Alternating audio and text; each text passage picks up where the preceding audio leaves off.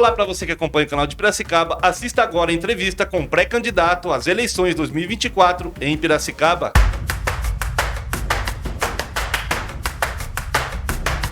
Olá para você que acompanha o canal de Piracicaba, estamos aqui com o vereador e pré-candidato a prefeito Paulo Campos do Podemos.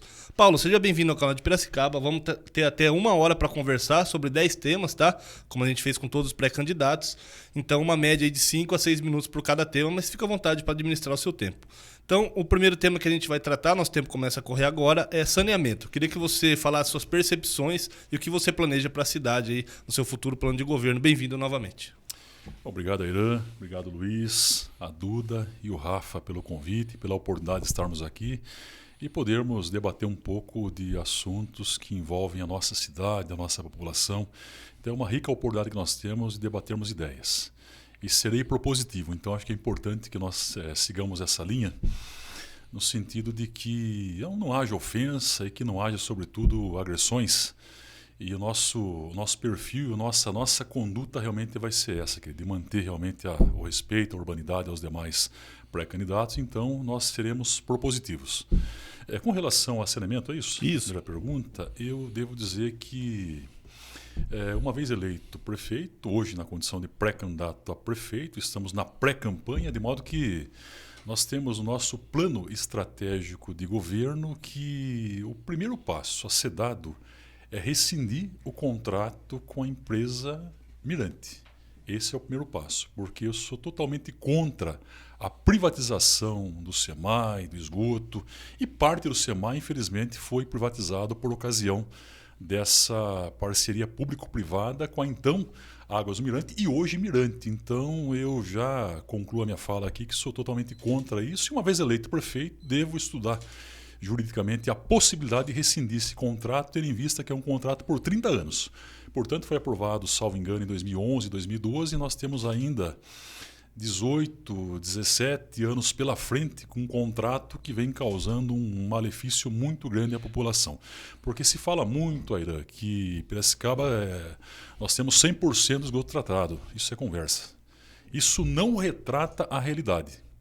De modo que eu digo com muita propriedade, nós não temos 100% de esgoto tratado. Basta nós caminharmos pelas comunidades que nós vemos crianças caminhando no esgoto a céu aberto.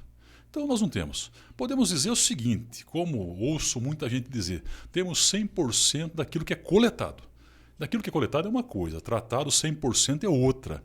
São questões totalmente diferentes.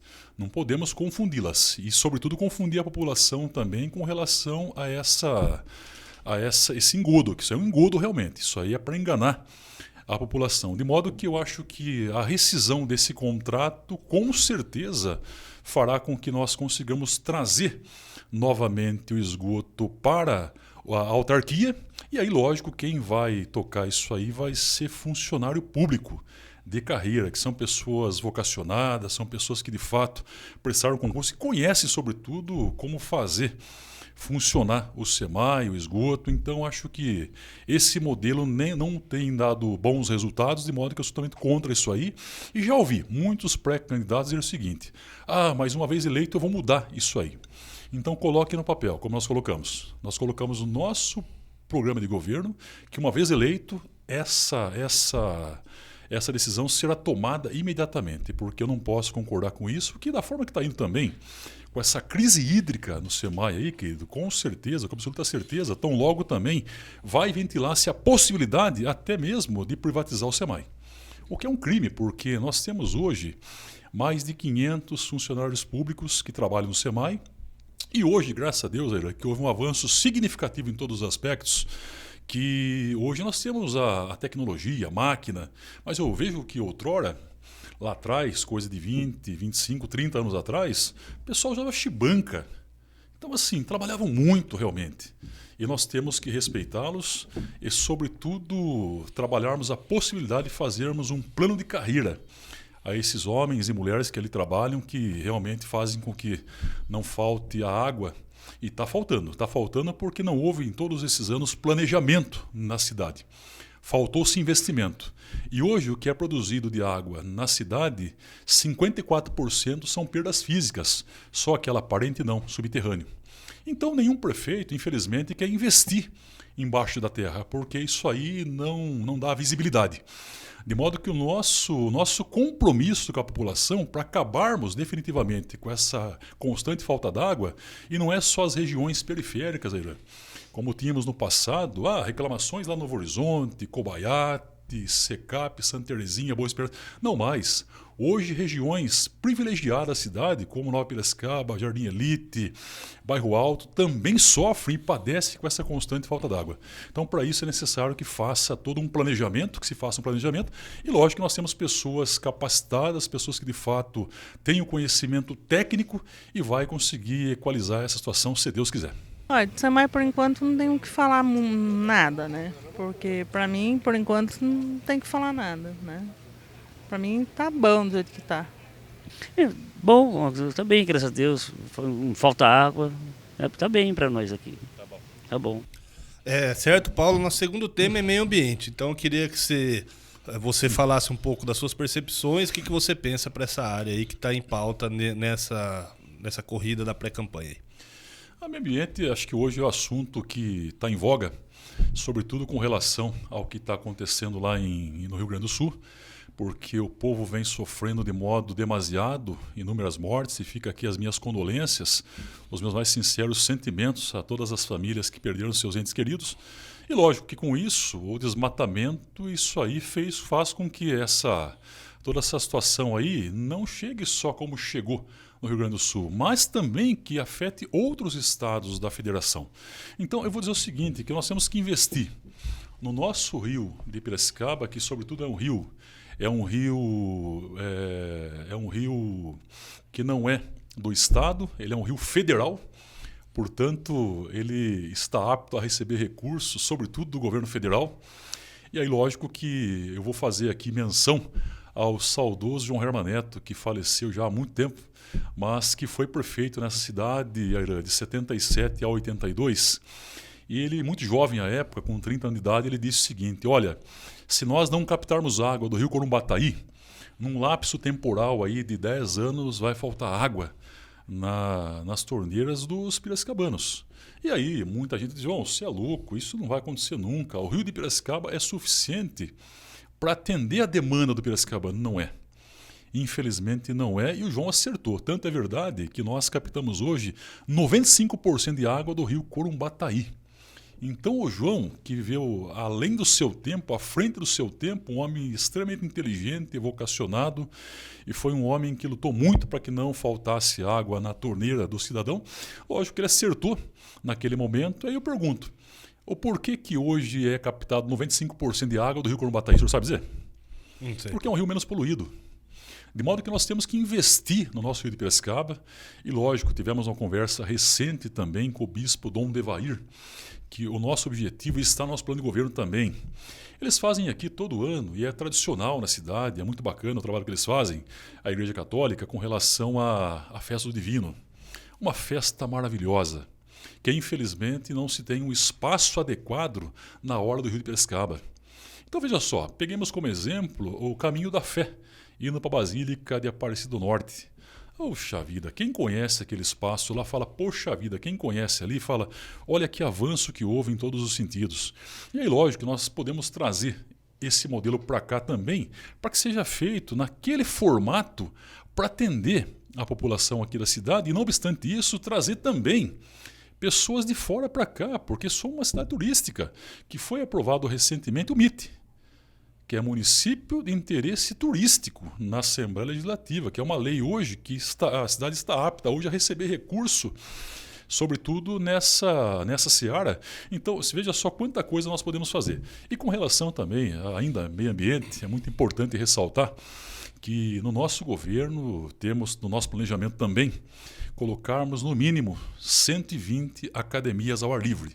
E de modo que você coloca 120 academias ao ar livre nesses espaços que são ociosos e são espaços que são preservados pelo poder público, porque são áreas institucionais que são destinadas realmente para se fazer lá alguma melhoria no sentido público. Então você pode instalar a academia e ao lado disso você coloca um parque infantil.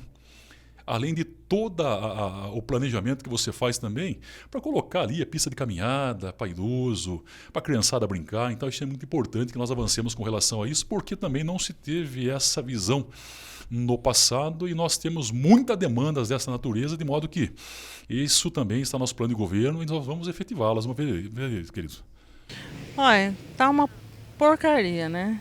Assim, meio ambiente eu acho que tá um pouquinho a desejar, né?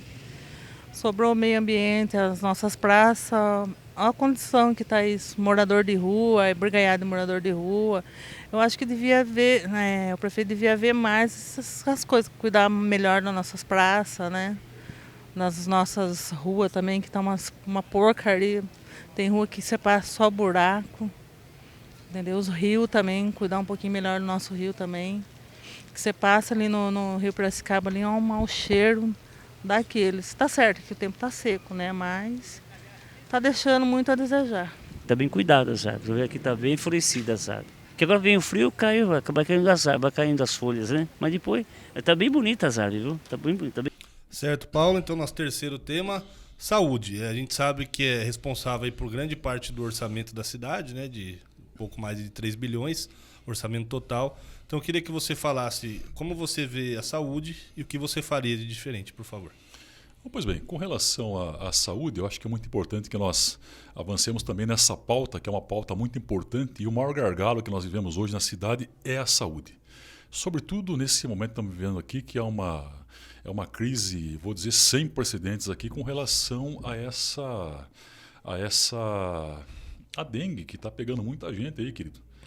Isso aí está pegando muita gente, infelizmente, e aí lógico que dá superlotação nas UPAs. Nós temos 4 UPAs na cidade, 2 que são operadas por uma OS, que é a UPA do Vila Cristina, bem como a UPA do Vila Sônia, e temos a UPA do Vila Resende e a UPA do Piracicamirim, que são administradas por funcionários públicos. E aí lógico que nós temos todo um trabalho a ser feito daqui para frente, se Deus quiser. Lógico, uma vez eleito, nós temos um compromisso de tentar também viabilizar a ruptura desse contrato com essa OS, com essa organização social, porque entendo que não é o melhor formato. Eu ainda acredito nos nossos servidores públicos municipais, que desenvolviam um trabalho maravilhoso em todos os aspectos, na UPA do Vila Cristina, bem como na UPA do Vila Sônia. E aí, lógico, com isso a gente vai conseguir avançar muito. E aí eu costumo dizer o seguinte, Jair, por que hoje dá superlotação nas UPAs? Você sabe dizer? Por que hoje dá superlotação nas UPAs? Você vê lá pessoas às 6, 7, 8 horas aguardando atendimento. Pessoas com febre, 40 graus, e está lá esperando atendimento às 7, 8 horas. E aí, lógico, o espaço físico não comporta tanta gente, seja qualquer UPA da cidade, não comporta. E só vai se resolver esse problema à medida que nós avançarmos na atenção primária. Nós temos hoje 48 PSFs na cidade, postos de saúde da família, falta médico. Nós temos CRAB na cidade, salvo engano são 23, também falta médico. Temos UBS, Unidade Básica de Saúde na cidade, que também falta médico. Então, quando eu ouço alguns pré-candidatos, não é nenhuma crítica, de descentralizar a UBS, não é o caminho, querido. Pelo amor de Deus. Nós temos que agregar a UBS com o PSF e trabalhar par e passo, caminhar juntos, num espaço menor de tempo ali, lógico, num espaço menor também de espaço, para que você consiga de fato avançar com essa questão, que daí, tendo médico na UBS, tendo médico no PSF, as pessoas vão deixar de frequentar a UPA, muita gente, porque muita gente vai à UPA ir buscar lá um atendimento, um pronto atendimento, que não é isso. Ela deveria passar na UBS, passar no CRAB ou passar no PSF, no Posto de Saúde da Família. Contudo, quando vai lá não tem médico para atender. Aí não consegue pegar um medicamento, não consegue pegar uma receita e não consegue, sobretudo, uma consulta médica. De modo que daí a pessoa vai se socorrer onde? A UPA. E com isso dá o que? Superlotação. Então isso é terrível. E como avançar com isso? É dando a possibilidade de nós investirmos e atrairmos médicos para cá. E numa coisa eu posso dizer que o atual prefeito, a atual administração acertou quando mandou para a Câmara um projeto que o senhor Barjas, infelizmente, manteve lá o salário engessado na ordem de R$ 15.500 e o parâmetro para se dar aumento aos médicos e outros servidores públicos municipais é o salário do prefeito. De modo que aqui em Dayatuba, Paulínia, se oferece ao médico o plantão e ao mês R$ 30.000. E aí, lógico que muitos bons médicos da cidade vão migrar para essas regiões porque, infelizmente, lá está se pagando mais. Então, nós perdemos muitos bons médicos na cidade por conta disso, porque ele congelou o salário em R$ 15.500, o senhor Borges Negre, e aí o Luciano teve a sensibilidade e encaminhou para a Câmara um projeto que aumentou o salário agora para o próximo pleito, naturalmente, para o ano de 25. O prefeito que foi eleito vai passar a receber R$ 25.500, de modo que daí você consegue atrair esses médicos para cá. E aí, consequentemente, você consegue fazer com que os PSFs, as UBSs e os CRAB da cidade tenham médicos suficientes para atender essa demanda que nós temos hoje, e aí naturalmente vai refletir também nas UPAs com menos paciente. Então esse é o nosso objetivo, de trabalharmos com muito afinco para desenvolvermos ações efetivas e concretas para se resolver essa questão. Agora, uma questão importante também, que acho que é importante que nós falemos aqui, que é exames. Você vê hoje que os centros de especialidades médicas, o porquê que se tem tanto pedido de ultrassom, tomografia, ressonância, isso é de agora, dessa gestão? Não, de outras gestões também. Não funciona. Nós trouxemos um modelo aqui de Indaiatuba.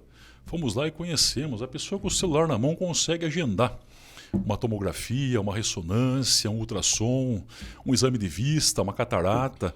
Então veja só, como avançou bastante a cidade de Indaiatuba e nós não conseguimos avançar ainda. E hoje tecnologia, querido. Se você consegue avançar com essas questões, você consegue naturalmente fazer com que esse número tão alto que nós temos hoje de exames que estão aí parados, se não se consegue fazer, eu vou usar a título de exemplo aqui, uma mãe que me procurou recentemente, que a filha, quando tinha 10 anos de idade, ela foi prescrito para ela um neuropediatra. E demorou-se um lapso de 4 anos e ela não conseguiu passar com o neuropediatra. E quando ela procurou o gabinete, nós fizemos um requerimento e chegou-se à conclusão de que não era neuropediatra mais, e sim neurologista. Ou seja, ela deixou de passar com o neuropediatra pela demora que teve, e aí lógico que agora deve passar com o neurologista. Então, você vê que infelizmente esse sistema que nós temos hoje aqui não é funcional, e aí lógico nós temos que mudar tudo isso aí para que a população possa gozar de uma melhor qualidade de vida em todos os aspectos. Eu acho que esse é o melhor caminho a ser seguido e lógico que nós colocamos tudo isso aí no nosso plano de governo e com isso, naturalmente, a população poderá avaliar e, consequentemente, fazer uma reflexão para que saibam que, de fato, nós estamos imbuídos do propósito de fazer a boa política, a política saudável, a política honesta e, sobretudo, a política que vai atender efetivamente as pessoas que vivem em situação de vulnerabilidade social e, não obstante isso, também avançarmos também com relação às cirurgias, querido. Por quê? Temos uma demanda hoje reprimida de 6.000 pessoas que estão aguardando uma cirurgia da coluna. E é necessário que nós façamos gestão junto ao hospital regional para que nós consigamos, não só com o hospital regional, com a Santa Casa, com o Cana, fazermos um contrato ou aumentarmos o contrato para que a gente consiga avançar com essa questão e consigamos, de fato, acabar com essa demanda tão alta que nós temos hoje. E o nosso planejamento hoje, com o nosso indicado, uma vez eleito, naturalmente, a Secretaria Municipal de Saúde já fez todo um planejamento para isso. Ele disse, Paulo, em 6 meses nós conseguimos resolver os problemas de cirurgias de coluna. Então isso é possível, desde que você consiga fazer boas parcerias e se você não tiver recurso suficiente para atender essa demanda, eu devo ter a humildade e a hombridade de bater a porta do governador Tarcísio e não obstante também do governo federal e buscar recurso para essa finalidade. Eu acho que nós temos bons deputados aqui que devem cumprir seu mandato e, naturalmente, daí você consegue viabilizar recurso para a saúde no sentido de poder avançar com essas questões, querido. Então, acho que são questões muito importantes. E outro dado importante também que eu trago aqui, que hoje, infelizmente, querido, nós temos mais de 7.000 crianças que aguardam um neuropediatra. Eu lamento isso, é inadmissível uma cidade com um orçamento na ordem de 3 bi e 500 milhões. E a previsão orçamentária para o ano que vem é maior ainda, naturalmente. Então, lógico que você consegue fazer muita coisa desde que tenha um planejamento estratégico para a cidade. E que você tenha, sobretudo, ao seu lado, pessoas vocacionadas, pessoas que de fato têm compromisso com a população e que têm vontade de fazer com que esse modelo arcaico que sempre imperou na cidade aqui seja suprimido e nós conseguimos avançar com bons projetos aí no sentido de devolvermos à população a dignidade tão almejada. Olha, a UPA tá uma porcaria. Eu precisei ir, sair do serviço para ir na UPA.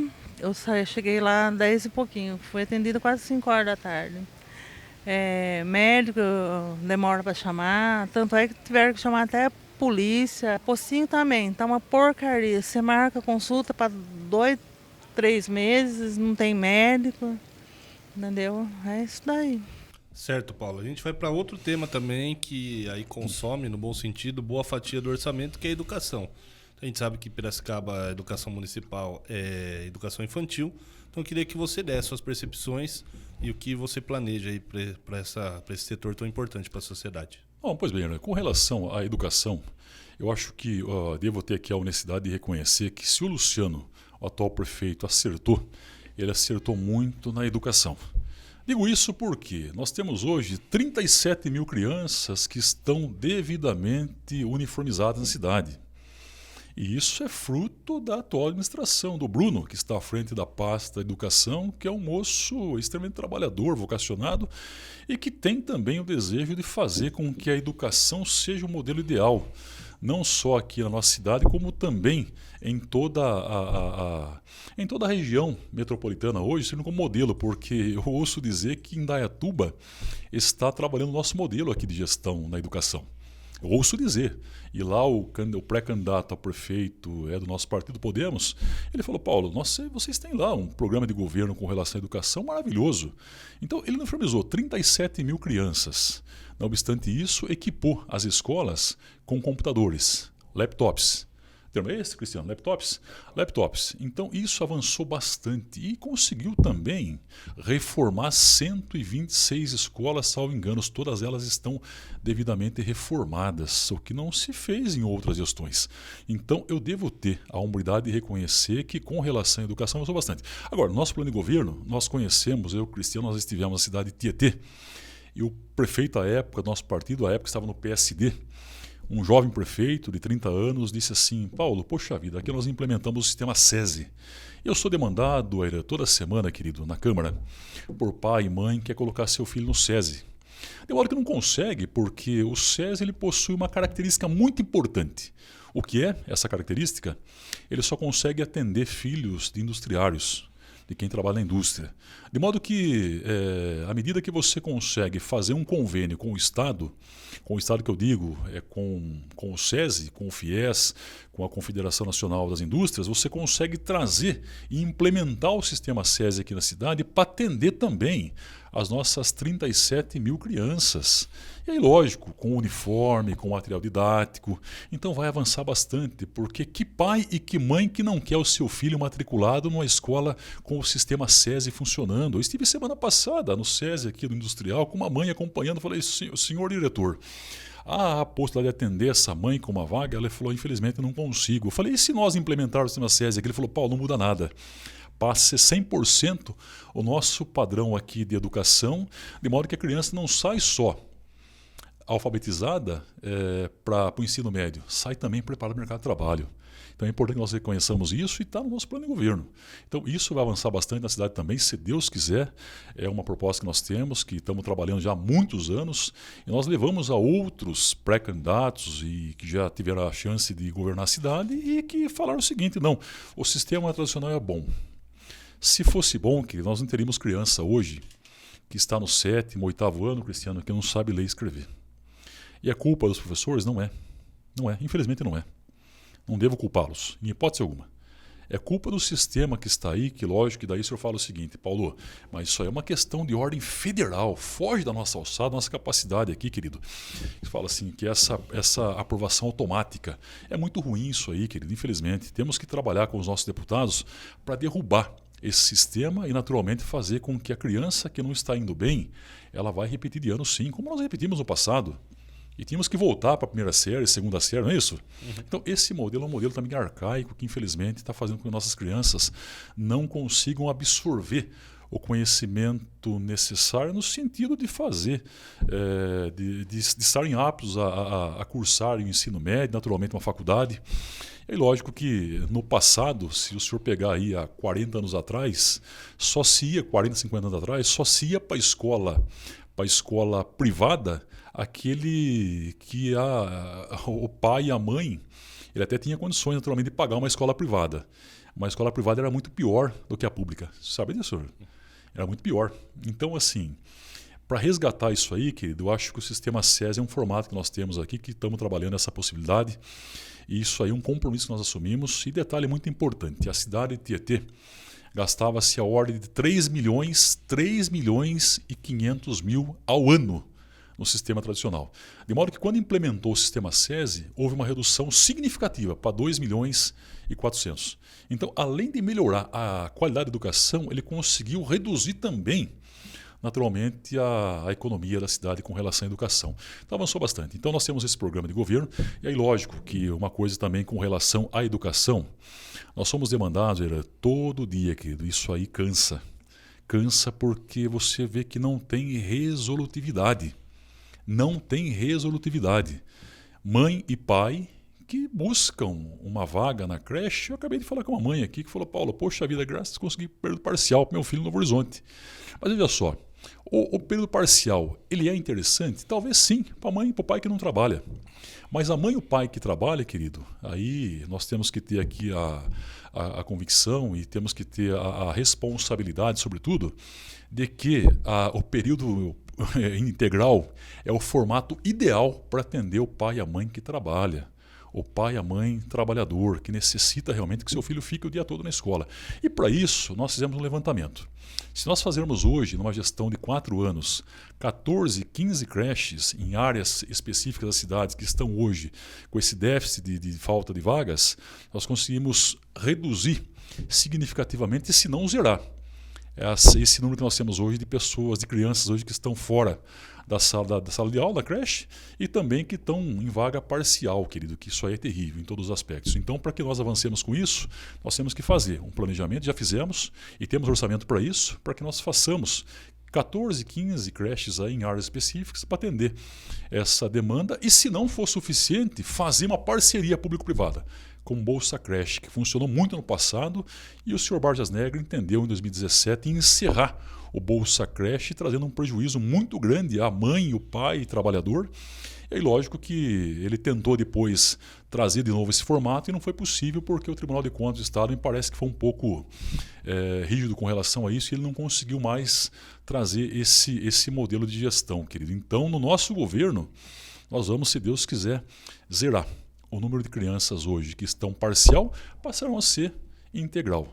E lógico que para isso nós temos que ter todo um planejamento e nós já temos indicado o nosso futuro secretário municipal de educação, que é uma pessoa que tem mais de 40 anos, que milita na educação, servidor público também estadual, que aceitou o desafio e falou: Paulo, vamos trabalhar juntos, porque à medida que nós consigamos avançar com a educação, você consegue fazer com que nós tenhamos uma população um pouco mais aí consciente, até mesmo na hora de ir lá na urna, porque para muitos governantes, infelizmente, não é interessante que as pessoas, que os alunos tenham conhecimento suficiente, porque aí é mais fácil de manipulá-los. À medida que eu cheguei na Câmara em 2013, nós fizemos uma moção de apelo ao governo federal e também ao Congresso para que se incluísse nas aulas do ensino fundamental uma grade curricular com a aula de direito constitucional. Porque o direito constitucional é a base para que você saiba quais são os seus direitos, as suas obrigações, seus deveres. E para isso nós fizemos essa moção que foi encaminhada naturalmente, foi votada, aprovada, e encaminhada a Brasília, mas não surtiu nenhum efeito, porque não se tem vontade de mudar também esse modelo aí, que é um modelo muito ruim em todos os aspectos. Educação está bem, educação está bem. Então, a educação está indo bem, a educação. Olha, a educação, vou falar no geral, tá? A educação no nosso país já é uma porcaria, né? Vamos e venhamos. E aqui em Piracicaba eu vejo que tem muita gente que tem filho na creche que não precisa e a criança está lá.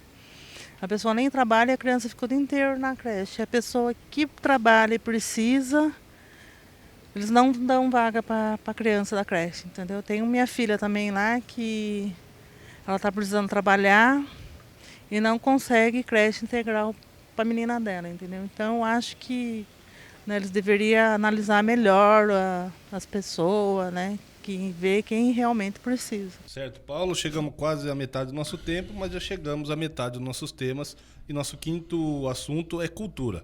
Então eu queria saber o que você traz aí de pensamento, de diagnóstico para essa área também, muito importante para a sociedade.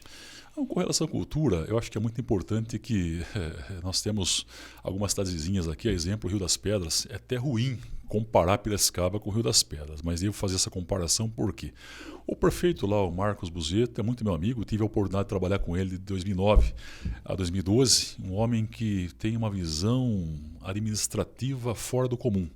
E nesse lapso temporal de 3 anos que trabalhei com ele, eu tive a satisfação e tive também a responsabilidade de estar à frente do jurídico. Então, muitos bons projetos que ele encaminhava para a cultura, para a educação, para a saúde, passava por mim. De modo que eu analisava todos os contratos e se estivesse todos eles em acordo com a legislação vigente, ele estaria apto para que fosse efetivado. De modo que a cultura, você hoje faz esse paralelo aqui, essa analogia com a cidade de Rio das Pedras, por quê? Rio das Pedras você consegue ver lá hoje que consegue trazer artistas para cá. E aí, lógico, fim de semana você pega aí uma data específica, que é uma data festiva, você não tem um evento na cidade, querido. Osasco, que é governada pelo Rogério Lins, é também do Podemos, nosso partido. Veja o que ele fez, o que vem fazendo lá na cidade de Osasco, como avançou em todos os aspectos da cultura. Por quê? Porque investiu não só em artistas de fora, temos que investir também em quem é da cidade. Infelizmente, outras gestões também não tiveram a sensibilidade, porque muita gente de fora, sobretudo com relação ao esporte, faço um paralelo que o senhor vai entender, só para o entender aonde eu quero chegar. Com relação ao esporte, o ex-secretário de Saúde e também de esporte, que acumulava as duas funções, o senhor Pedro Melo, ele trazia, isso aí é fato, isso aí que eu estou dizendo é fato, ele trazia jogadores de fora para disputar torneio aqui na cidade e em outras cidades também. E aí, lógico que vencia como se Piracicaba tivesse sido a cidade que levou lá os seus atletas. Não, ele pagava para profissionais de fora para vir para disputar o campeonato ou disputar qualquer tipo de modalidade esportiva. Então, isso é muito ruim, nós não podemos fazer isso. Temos que investir nos nossos artistas, investir na cultura é muito importante. E lógico que existem mecanismos para isso, que a gente vai avançar bastante também. Está no nosso plano de governo.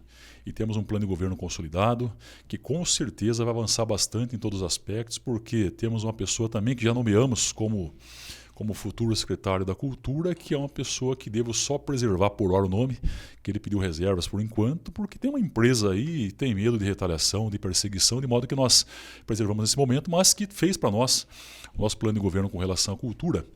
Então, eu acho que a cultura agora foi inaugurada recentemente a Pinacoteca, acho que isso também temos que ter esse reconhecimento e, sobretudo, parabenizar a atual administração com relação a isso, porque avançou.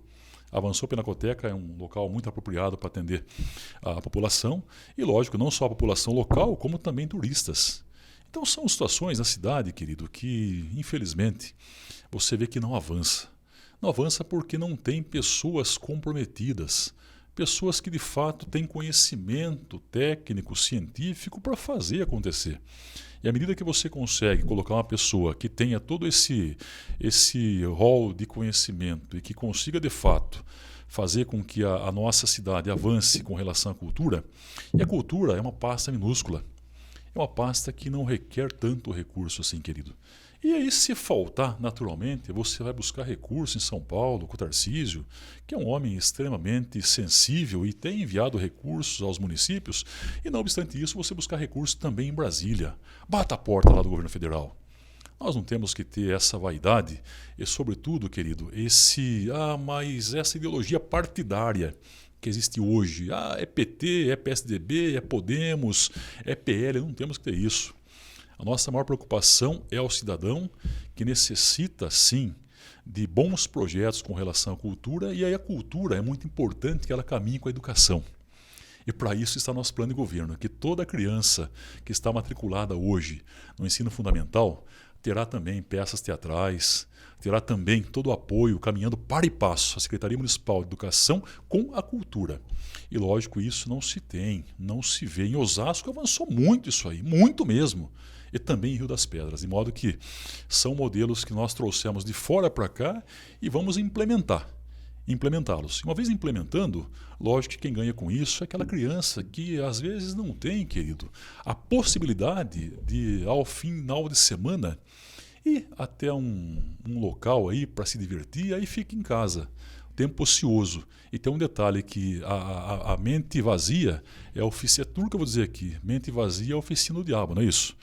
Então, querido, à medida que você consegue avançar com esses projetos, você consegue naturalmente atender, sobretudo a população mais carente, que são as que mais precisam. Então, para isso, nós temos, de fato, um plano consolidado que nós estaremos entregando tão logo à população para que seja feita uma análise e, ato contínuo, uma reflexão sobre o nosso programa de governo. E aí, lógico que à medida que você consegue avaliar um e outro pré-candidato, você consegue daí fazer com que a população entenda que nós temos, de fato, um compromisso e não começamos ontem. Não começamos ontem, igual muitos estão começando aí. Nós começamos nosso programa de governo há 3 anos atrás. Então foi muito trabalhoso, nós, eu, Cristiano, até 2, 3, 4 horas da manhã, com outras pessoas também, sentamos, conversamos e definimos. Nós temos um programa de governo que deve ser feito aqui por pessoas que de fato conhecem da área. Eu não posso indicar no SEMAI, na autarquia, um presidente que não guarda a relação com aquela pasta, querido. Eu não posso indicar para obras uma pessoa que não seja um engenheiro, que tenha conhecimento da engenharia e também administrativo. Eu tenho que ter essa sensibilidade e essa responsabilidade sobretudo, de modo que as nossas indicações, todas elas são técnicas. Eu sigo aqui o modelo do ex-presidente Bolsonaro, que indicou todas as pastas, pessoas técnicas, que deu bons resultados, e é só vermos aí o resultado que deu com relação ao Tarcísio, que foi ministro da Infraestrutura, que hoje é governador de São Paulo, está indo muito bem, por sinal. Pegarmos o astronauta, que foi de ciência e tecnologia, e hoje é senador pelo Estado de São Paulo. Então, dá resultado, desde que você consiga indicar pessoas que de fato são comprometidas, vocacionadas e, sobretudo, conhecedoras daquela pasta, para que ela possa desenvolver de fato um trabalho sério, um trabalho honesto e um trabalho que dê resultado à população. Está deixando muito a desejar também. Está muito a desejar. Entendeu? Certo, Paulo. Em outras respostas aí você citou orçamento, então queria puxar nosso sexto tema, que é a economia. Queria que você falasse, né, para o nosso espectador entender. Economia envolve orçamento, envolve imposto, enfim, outras coisas, até emendas parlamentares que eventualmente você consiga ir para a cidade. Então, queria que você desse seu diagnóstico, o que você pensa para esse setor, por favor. Pois bem, nós tivemos aqui, querido, a economia ela é muito importante em todos os aspectos. Lógico que nós tivemos aqui na cidade a extinta Kraft, que foi extinta aqui na cidade, que foi para outra região, salvo engano, no Paraná, porque o senhor Vargas Negri não quis negociar. Porque, salvo engano, foi pedido lá isenção de alguns impostos e não se teve uma discussão acerca disso aí. E aí, lógico que se perdeu mais de 600, 700 postos de trabalho na cidade e, naturalmente, também impostos. É lógico que você não avança se você não tiver a sensibilidade e não tiver, sobretudo, pessoa à frente dessa pasta que é tão complexa, pessoa que conheça de finanças e que tenha a sensibilidade de se deslocar até outros países, até outros estados, para se trazer e atrair novas empresas para cá, para gerar emprego, renda e, consequentemente, aumentar a nossa arrecadação. E aí, lógico que eu tenho sido demandado por algum grupo de coreanos que falam, Paulo, poxa vida, se nós tivéssemos um espaço físico na cidade para criarmos uma empresa aqui na cidade, nós faríamos, mas infelizmente nós não temos. E encontramos sérias dificuldades, não é de hoje, para se avançar com essa questão. Recentemente eu fui apresentar um empresário coreano, o Marquinhos Buzeto, prefeito de Rio das Pedras, porque ele falou, Paulo, poxa vida, se você conhecer alguém que queira investir aqui na cidade de Rio das Pedras, me indique, porque eu tenho interesse aqui de, inclusive, ceder espaço físico, e não obstante isso, também fazer todo um trabalho aqui de isenção fiscal, por um período, naturalmente, até que a pessoa consiga se estabelecer. Porque hoje a carga tributária no nosso país é muito alta. Eu acho que é a maior carga tributária do mundo. Então temos que rever também isso aí, lógico que foge da nossa alçada, foge da nossa competência, contudo nós temos que ter também a sensibilidade de levarmos essa demanda ao Congresso para que seja revista toda essa questão e naturalmente consigamos atrair empresas para cá e naturalmente você consegue aumentar o seu orçamento e à medida que você consegue não só aumentar o orçamento, você consegue dialogar também com deputados, não só da cidade como de fora também, para mandar para nós aqui emendas parlamentares. Veja só, peguemos aqui como exemplo o Hospital Ilumina, um hospital que por anos aqui deu bons frutos, bons resultados, atendeu muita gente aqui com diagnóstico de câncer. E aí, lógico que, infelizmente, por um bom período, sobreviveu com repasse da prefeitura, do município, e também com emendas parlamentares. De modo que, por um período, segurou-se um repasse de um deputado, ou, se salvo engano, 2 deputados, e aí, lógico que, à medida que você segura uma emenda parlamentar, você está cometendo o crime de improbidade administrativa. E, não obstante isso, de apropriação indébita. Porque você está segurando uma verba que é destinada para aquele hospital. E aquele hospital deve funcionar. Está lá parado, uma judiação. Se nós compararmos hoje, querido, o Hospital Ilumina com alguns hospitais particulares da cidade, você vê que a estrutura física, o Cristiano conhece muito bem lá, é uma estrutura fantástica em todos os aspectos. Nós temos lá, querido, equipamentos de primeira tecnologia. E infelizmente está parado lá, está enferrujando. E lógico que para isso nós temos que avançar com essa questão também e com o recurso que você consegue também bater a porta lá do secretário da Saúde em São Paulo, do próprio Tarcísio ou lá no Ministério da Saúde em Brasília, você consegue fazer com que esse hospital volte a funcionar atendendo efetivamente a população de Piracicaba. Então a questão da economia, não tem muito o que falar. É você trabalhar a possibilidade de atrair empresas para cá, naturalmente, para isso é necessário que se tenha um espaço físico aprovado, e aí deve ser objeto de discussão pela Câmara de Vereadores, porque como nós fizemos, quando chegou, Rafa, a Hyundai aqui em Piracicaba, passou por nós na Câmara. O espaço físico que hoje é instalado a Hyundai na cidade, foi nós quem aprovamos. Foi nós quem aprovamos na Câmara. Nós aprovamos e demos a condição de se fazer. E aí eu digo uma coisa aqui com muita tristeza no coração. Hoje, se a Hyundai, Rafa, quiser contrair algum empréstimo junto a qualquer banco, seja ele privado ou seja ele público, não consegue, sabe disso? Não consegue porque não tem escritura. Não foi dada escritura ainda. Sabia disso? Eles têm um espaço lá que nós aprovamos na Câmara, mas não tem escritura. Então, querido, é importante que nós avancemos com essa questão, não só com a aprovação de espaço físico, e também de isenção fiscal. Mas também devemos avançar com a documentação. Está aqui o seu documento. Você passa a ter legitimidade e esse terreno é seu. Por 30, 40, 50 anos, não sei, mas é seu. Então, querido, só vamos conseguir avançar à medida que você consiga.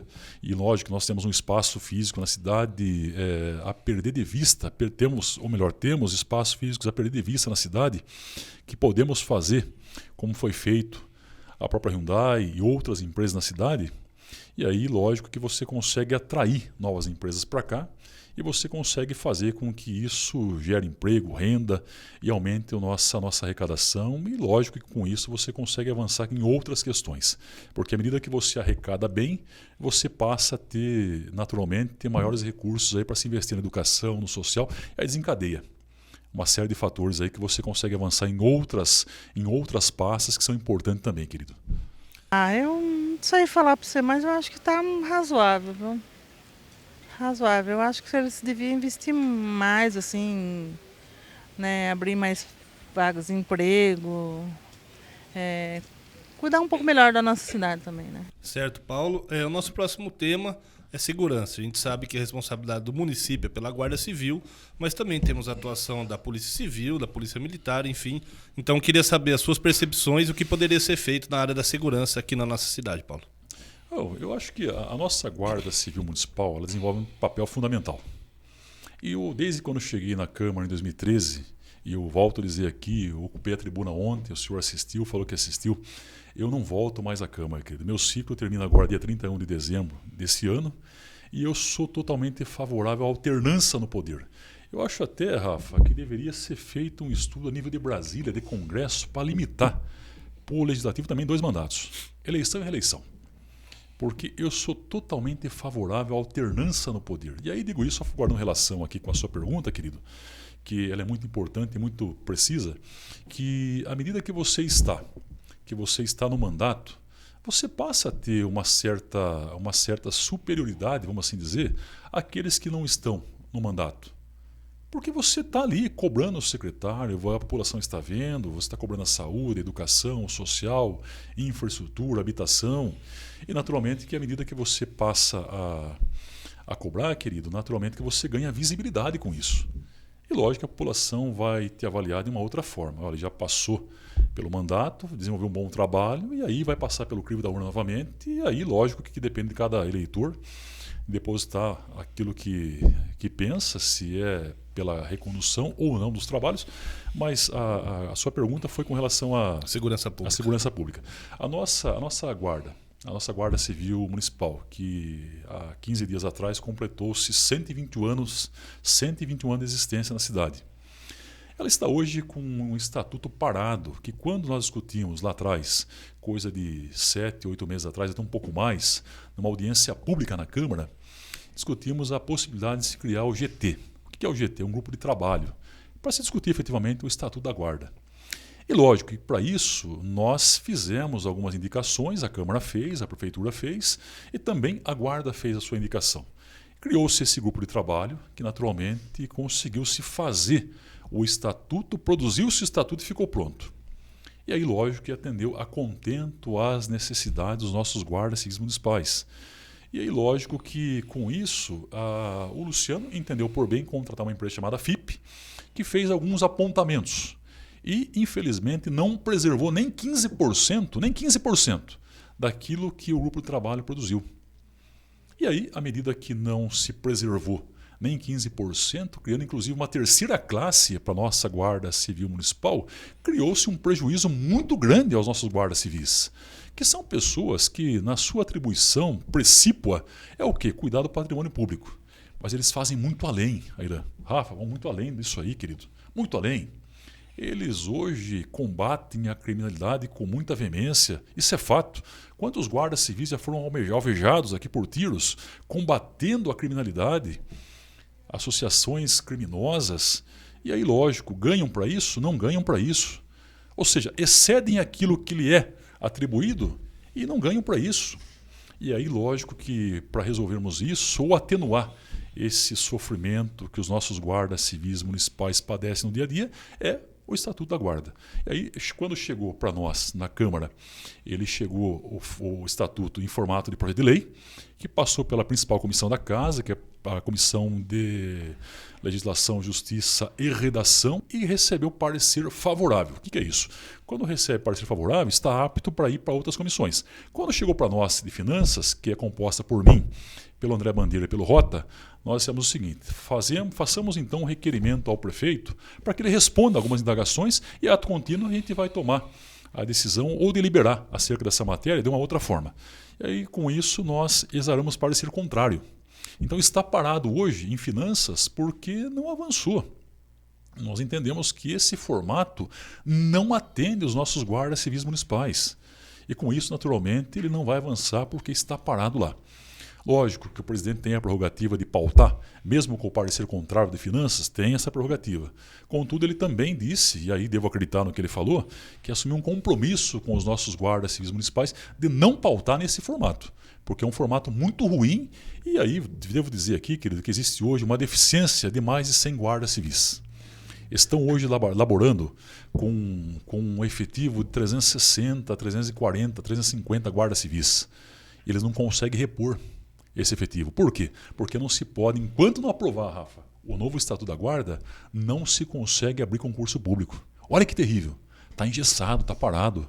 E o que falta para isso, querido, para avançar, é o diálogo. É estabelecer o diálogo com os servidores públicos municipais e você, naturalmente, você consegue fazer também a parceria com a Polícia Militar, que também desenvolve um trabalho maravilhoso na cidade, no nosso estado, a Polícia Civil, que é a Polícia Judiciária, que também faz um trabalho maravilhoso, que é o trabalho FIM, porque é ela quem leva todas as informações ao Ministério Público e ao Poder Judiciário, no sentido de elucidar crimes que acontecem na cidade. E aí, para isso aí, até entendi que foi razoável e foi muito responsável a atitude do governador Tarcísio, que conseguiu contratar um universo aí, acho que salvo engano, de quase 5.000 servidores públicos que estão lotados na Polícia Civil a partir já do segundo semestre desse ano. Então avançou bastante. Eu acho que essa integração das nossas forças de segurança é muito importante que nós caminhemos nesse sentido, porque é um avanço significativo. Mas os olhos estão voltados na guarda, porque a nossa guarda municipal ela pertence ao município. Então, ela detém dotação orçamentária e aí, lógico, você consegue, com isso, fazer com que, se você não tem o recurso suficiente para atender a demanda, você consegue fazer também. E aí você fala, pai Paulo, poxa vida, mas tudo você vai bater a porta do governo do Estado, da federação, do governo federal? Lógico, eles têm muito mais recursos do que nós. Então, à medida que eu não tenho recurso aqui, eu devo bater lá no governo do Estado e buscar recurso, na União e buscar recurso. Agora, temos que equipar a nossa guarda e, não obstante isso, fazer com que eles sejam efetivamente valorizados, porque percebo que hoje não há a valorização desses servidores abnegados, homens e mulheres que vestem a camisa realmente, que combatem, não fazem só aquilo que lhe é peculiar, que é a sua função de resguardar lá o patrimônio público. Não é só isso aí. Eles cedem a sua função, combatendo de uma forma muito efetiva a criminalidade e, infelizmente, não são reconhecidos não só por essa gestão, por outras também. E lógico que não recebem, inclusive, o adicional de periculosidade, que já foi pacificada pelo Supremo Tribunal Federal, tá, querido? Isso é matéria pacificada. O que eles recebem hoje, Aira, é um benefício chamado RET. Sabe o que é isso? Regime Especial de Trabalho, na ordem de 30% a 40%. Isso aí foi objeto de votação, salvo engano, na Câmara, à época do Tami, quando o saudoso Tami foi prefeito na cidade. Mas isso aí não é o suficiente. O que nós temos que reconhecer é que eles são portadores do adicional de periculosidade. E para isso aí nós temos que avançar com essa questão. E há a possibilidade sim de você acumular esses dois benefícios, tanto o regime especial de trabalho quanto o adicional de periculosidade, querido. E para isso é necessário que você coloque no papel e que você consiga demonstrar aos nossos guardas civis municipais que nós temos compromisso e temos a responsabilidade de colocarmos não só no papel, mas de colocarmos em prática aquilo que nós pensamos e aquilo que nós estudamos e que é possível fazer para atendê-los a contento. Olha, segurança, vou falar sinceramente, tem segurança, mas tá uma porcaria também, viu? Tá uma porcaria. Tem hora que eu passo nessa praça aqui para mim trabalhar, você vê briga de morador de rua, essas negadinhas usuários, entendeu? Eu acho que devia ter mais policiamento, né? Tanto no bairro como aqui na área central. Não tem não. Tem pouco. Tem pouco policial. Certo, Paulo, temos um pouquinho mais de 10 minutos e 3 temas para tratar. Então a gente vai falar agora da questão social. Você falou de pessoas em situação de vulnerabilidade. Queria que você falasse um pouquinho dessa área, por favor. A área social, eu acho que hoje é muito importante porque a gente percebe que existem alguns benefícios que o governo federal, o próprio governo do estado, eles acabam repassando às pessoas que vivem em situação de vulnerabilidade social.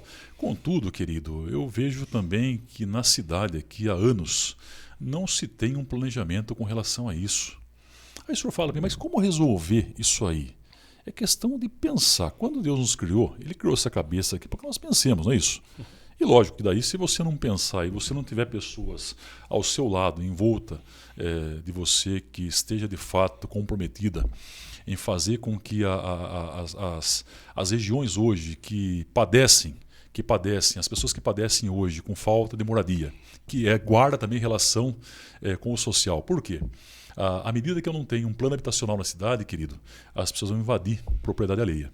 E aí a nossa Constituição Federal ela preconiza, ela diz o seguinte, que a propriedade ela deve cumprir a sua finalidade social, não é isso?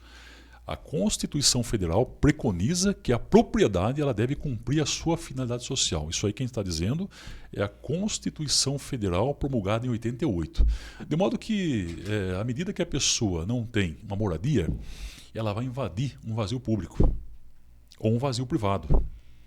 E aí, lógico que se você não tiver um plano habitacional na cidade, que nós não temos há mais de 25 anos. Passou gestão Barjas, Ferrato, passou outras gestões aí e não se teve essa sensibilidade.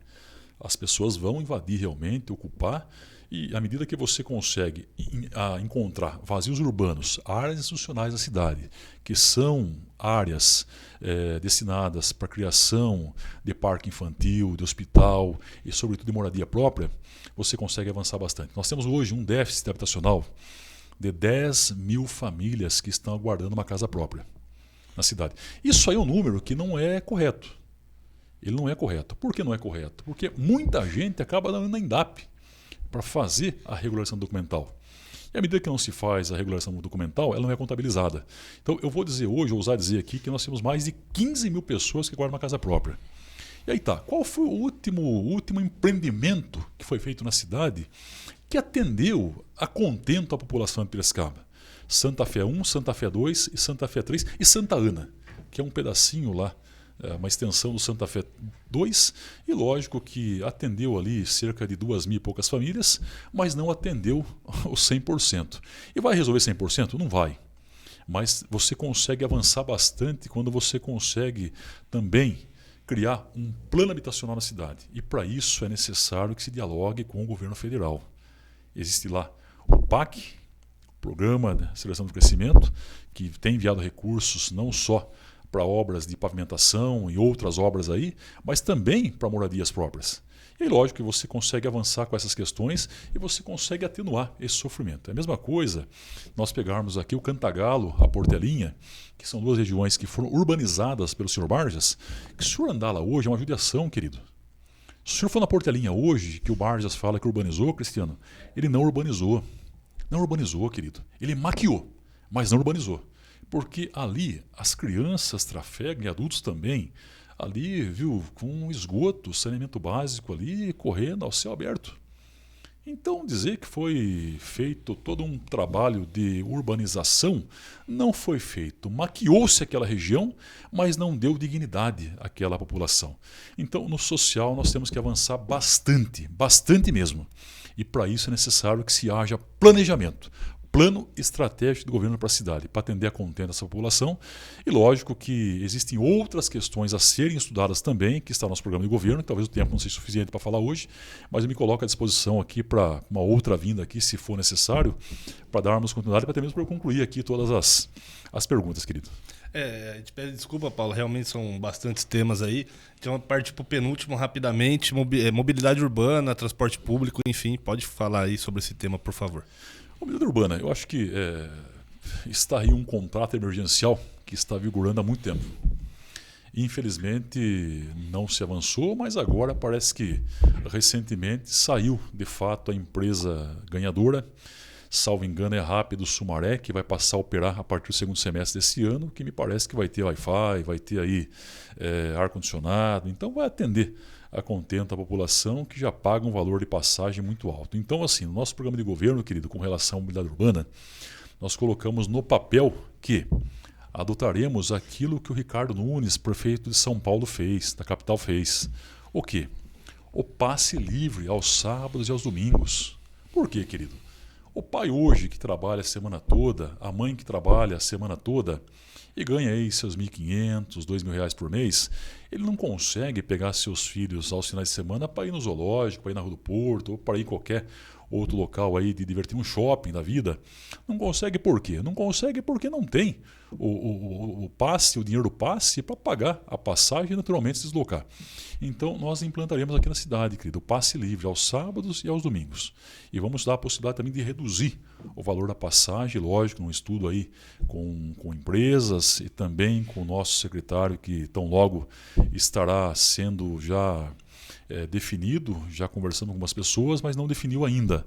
Mas já avançamos bastante com essas questões, tendo em vista que estamos trabalhando essa possibilidade de implementarmos esse plano do Ricardo Nunes em São Paulo, porque nós estivemos lá e conhecemos e trouxemos para cá e colocamos no nosso programa de governo. Então, a população de Piracicaba terá a possibilidade de se deslocar aos finais de semana, sábado, domingo, passe livre, sem pagar um centavo. E aí o senhor fala, mas qual o impacto no orçamento? O impacto é mínimo. O impacto não chega a R$100.000 aos finais de semana. Então, é um impacto muito irrisório. E nós podemos fazer com que isso seja de fato implementado e que nós consigamos de fato fazer com que a população possa gozar de uma vida um pouco melhor em todos os aspectos, querido. Antes da pandemia, tinha 2 ônibus que faziam o bairro, agora só tem uma. E os horários é complicado, porque não tem direto ônibus no bairro, né? Sem falar que o transporte público tá uma porcaria, né? Eles colocam ônibus um pouco problemático na linha. Esses dias eu vim trabalhar, eu antes 6h30 no meu serviço. Cheguei 6h36 no serviço, porque o ônibus tinha quebrado. Certo, Paulo? Um pouquinho menos aí de 5 minutos para a gente fechar. Então, zeladoria, para a gente completar a nossa 1 hora, nossos 60 minutos, para você falar a sua percepção, por favor. Zeladoria é o básico. É o básico. À medida que você não tem uma cidade bem cuidada, eu vejo como exemplo, viu, Aira, aqui a cidade de Indaiatuba, querido, uma cidade muito bem cuidada, com uma zeladoria maravilhosa. Pegamos como exemplo lá a nossa Avenida Independência, Carlos Botelho, viu? Ali tem que ter coqueiros ali, querido, sabe? Coqueiros, planejamento, viu? Pessoas que conheçam de fato dessa área e que consigam fazer com que nós implementemos um sistema funcional aqui que atenda a população. Porque as pessoas vêm de fora para cá, e a cidade de Piracicaba é uma cidade turística, e já disse que foi aprovado na Alesp recentemente o MIT, que é o Município de Interesse Turístico. Então você consegue fazer com que as pessoas migrem para cá, venham para cá e falem, poxa vida, mas que cidade bonita. E Piracicaba ela tem essa característica de uma cidade turística por conta do nosso rio de Piracicaba, por conta do mirante que está lá fechado. E o nosso objetivo é fazer com que ele volte a funcionar, se Deus quiser. Faremos aí parcerias públicos-privadas aí no sentido de voltarmos a funcionar o mirante, a nossa população. Então, você, quando fala de zeladoria, você tem que ter uma cidade muito bem cuidada, com profissionais aí, que não precisa ser profissionais pagando muita coisa, não, frente de trabalho. Frente de trabalho, você consegue empregar muita gente e você consegue fazer com que a cidade esteja limpa. Uma cidade bem zelada, bem cuidada. E aí, lógico que isso não se envolve só zeladoria, só a questão de mato que está aí tomando conta da cidade. Não é só isso aí não, querido. Também buracos na cidade que a gente perde hoje de vista. E aí atenuou bastante, devo ter a humildade de reconhecer que esse secretário municipal de obras, o Márcio, tem desenvolvido um trabalho maravilhoso em todos os aspectos aqui na cidade e avançou bastante nesses 6 meses que está à frente dessa pasta. Então, um homem comprometido também, que vem fazendo com que a cidade avance bastante no tocante a essa questão, não é isso, Cristiano? Então, acho que é importante nós reconheçamos isso e, lógico, que aí, com a frente de trabalho, você consegue fazer com que aquela pessoa que recebe lá um benefício de ordem federal, ela venha trabalhar para ganhar um salário mínimo por mês, desenvolver seu trabalho e viver com dignidade. Então você consegue avançar com isso e, lógico, entregar à população uma cidade limpa, bem cuidada, zelada e uma cidade que vai ser, sim, se Deus quiser, um modelo para outras regiões. Conhecemos Curitiba e Curitiba também está no nosso programa de governo, porque é uma cidade que é uma referência para nós hoje, não só para nós piracicabanos, mas para todo o país. E com isso, naturalmente, nós fomos até Curitiba, conhecemos e colocamos no papel. E isso é possível fazer porque nós temos receita para isso, querido. Certo, Paulo Campos. A gente tem 1 minuto e meio que sobrou do seu tempo e mais 1 minuto. Eu ia pedir só para você zerar o cronômetro lá, produção. Então, 2 minutos e meio, contando 1 minuto e meio que que sobrou do seu tempo, e mais 1 minuto de considerações finais para você, além de fazer as considerações, deixar um recado de tema livre aí para a população e agradecer de novo a sua presença, Paulo. Muito obrigado. A gente sabe que são bastantes temas aí, mas acho que é importante para a gente elucidar para os nossos seguidores, para a população em geral, vários temas de interesse público para que, quando chegar a hora, tome a melhor decisão. Obrigado novamente pela presença. Eu agradeço a oportunidade, querido, de estarmos aqui nessa tarde, um bate-papo muito gostoso, muito saudável em todos os aspectos. Então, eu agradeço, estou muito bem à vontade aqui, realmente. Então, isso faz com que a gente possa, de fato, falar um pouquinho daquilo que nós pensamos em fazer, uma vez eleito prefeito na cidade. E acho que o mais importante de tudo é que nós estamos conseguindo falar com a população. Teremos uma gestão compartilhada.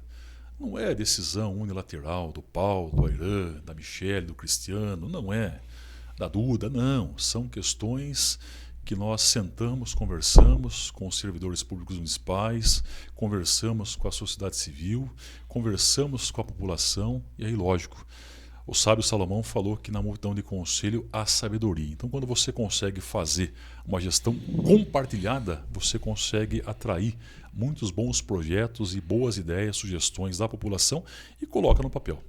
E colocando no papel, isso tem que estar atrelado ao quê? Ao orçamento. E essa responsabilidade, esse dia nós tivemos. E fizemos, inclusive, um trabalho a nível de São Paulo, de capital, com a nossa estimada deputada federal Renata Abreu, que disponibilizou para nós uma pessoa que tem uma vasta experiência em finanças e disse: Paulo, isso é possível se fazer. O seu plano de governo está, sim, apto a ser realizado na cidade de Piracicaba, porque o que você colocou no papel é suficiente com aquilo que se arrecada. Então, naturalmente, que nós temos um planejamento para isso e, naturalmente, que você consegue também avançar à medida que você consegue atrair empresas para cá para aumentar essa arrecadação. E aí, lógico, isso aí vai reverberar no quê? Na saúde, educação, no social, infraestrutura, habitação. E nós não teremos vaidade, querido. Vaidade não é para políticos. Vaidade é para qualquer tipo de outro segmento, mas para político não. Político tem que ter duas características. A primeira, a vocação. E a segunda, gostar de gente. E isso nós temos. Temos vocação e gostamos de gente.